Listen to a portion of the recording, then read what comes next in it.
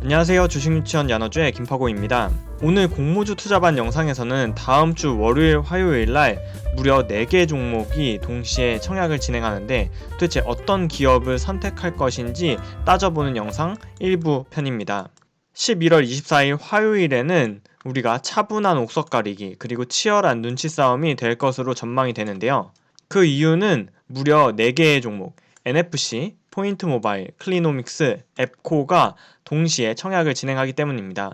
주관사는 각각 삼성증권, 하나금융투자, 대신증권, 미래에셋대우이고 클리노믹스와 앱코는 아직 확정 공모가가 결정되지 않았습니다. NFC는 기관 투자자 경쟁률이 약 1000대 1, 포인트 모바일은 1500대 1로 둘 다 높은 편이었는데요. 일반 등급의 최대 청약 금액이 NFC의 경우에는 1억 3천만원, 포인트 모바일 7,500만원, 클리노믹스는 공모가 상당 기준 1억 3천만원, 미래에셋대우는 상당 기준 6억이 필요한 상황이라 분석을 통해 어떤 종목을 우선순위로 두느냐에 따라서 한 종목 이상의 공모주에 청약을 넣게 될 수도 있는 상황입니다. 저 김파고는 공모주 청약의 의사결정을 할 때 중요하게 생각하는 4가지 요소로 하얀색 펀더멘털 측면에서는 기관이 수 예측 시 어떻게 보았는지, 그리고 공모가가 얼마나 할인돼서 매력이 있는지, 두 번째로 수급적인 측면에서 유통 가능 물량이 얼마나 되고, 네 번째로 속해 있는 산업과 일반 투자자의 경쟁률을 통해 공모주 시장의 트렌드를 파악하는 데 노력하고 있는데요. 오늘 영상에서는 아쉽지만 4개의 종목 중에 2개의 종목이 기관의 경쟁률이 공시되지 않았기 때문에 오늘 일부 영상에서는 공모가의 매력도에 대해서만 간단히 살펴보고 차후에 모든 종목에 대한 기관의 수예측 결과가 공시되는 대로 나머지 항목에 대해서도 따져보는 2부 영상을 올려드릴 예정입니다. 그래서 오늘은 4개 기업의 옥석을 가리는 비교 영상 1탄으로 투자 설명서상의 공모가가 어느 정도로 매력도가 있게 결정되었는지 확인해 볼 텐데요. 먼저 삼성증권에서 주관하는 NFC의 평가가액 산출 방식을 살펴보면 순이익을 적용할 때 19년의 온기와 20년의 반기 순이익의 평균값을 적용해서 계산을 했는데, 이유는 19년의 수치가 높고 20년의 수치가 조금 낮아서 이를 평탄화시킨 것으로 보입니다.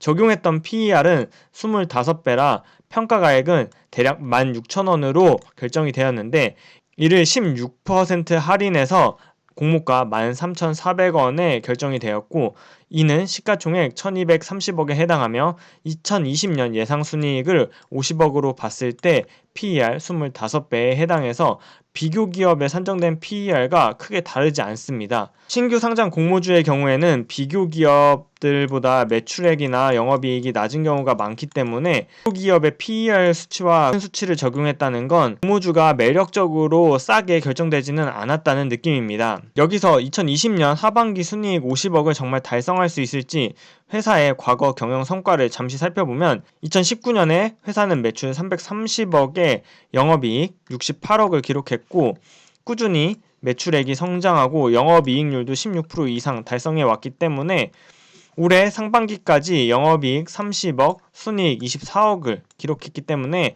하반기에도 순이익 50억은 달성할 것으로 보입니다. 두 번째, 하나금융투자에서 주관하는 포인트 모바일의 평가가액 산출 방식을 살펴보면 먼저 2020년 상반기의 순이익을 연환산해서 이를 곱해서 올해의 수치를 예상한 다음에 비교 기업의 PER 22배를 적용해서 평가가액 16,300원을 계산하고 이를 다시 8% 할인해서 공모가 15,000원에 결정되었는데요.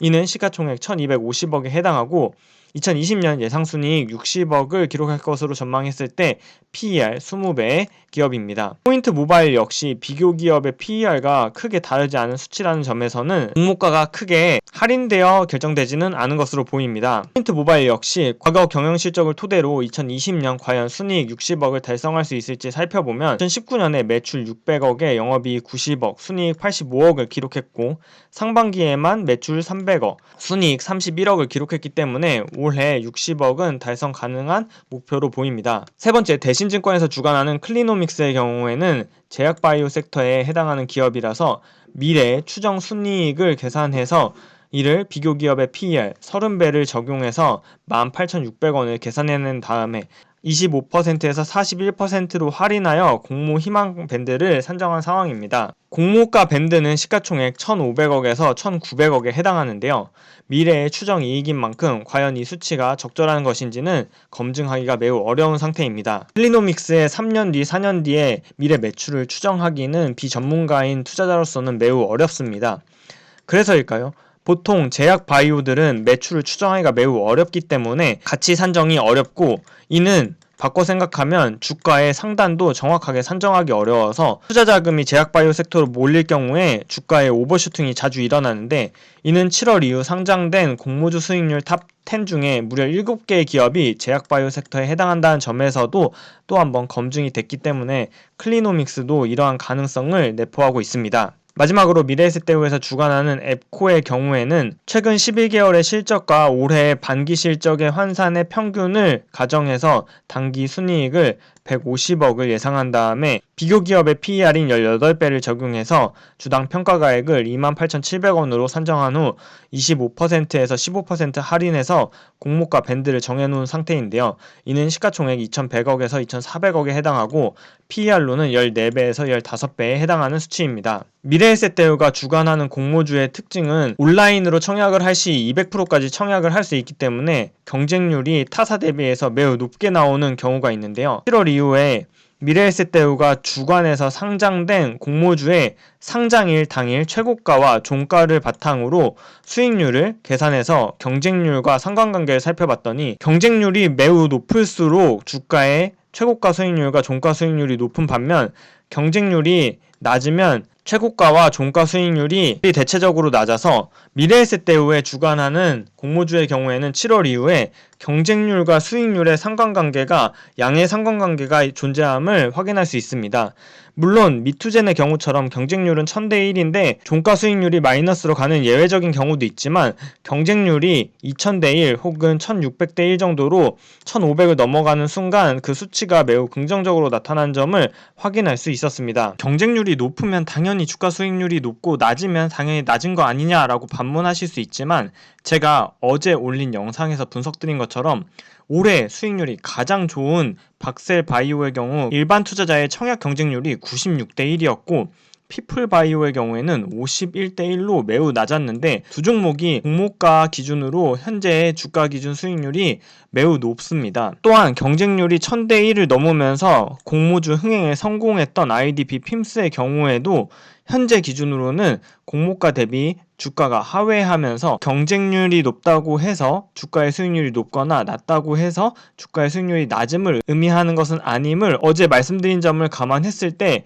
미래에셋대우의 경쟁률과 수익률의 상관관계는 꽤나 높아 보입니다. 내일 11월 20일 금요일에는 4개 종목 모두의 기관 수요 예측 결과가 전자공시 시스템에 공지될 예정인데요.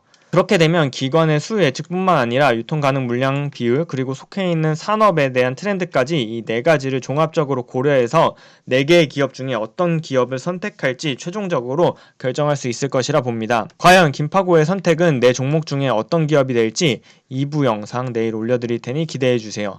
오늘 영상이 도움이 되셨다면 구독, 좋아요, 알림 설정 부탁드려요. 구독자분들도 4개 종목 중에 어떤 기업을 선택하게 될지 댓글로 많이 남겨주시면 다른 분들의 투자 의사 결정에도 도움이 될 것으로 보입니다. 그럼 내일 2부 영상에서 만나요. 안녕!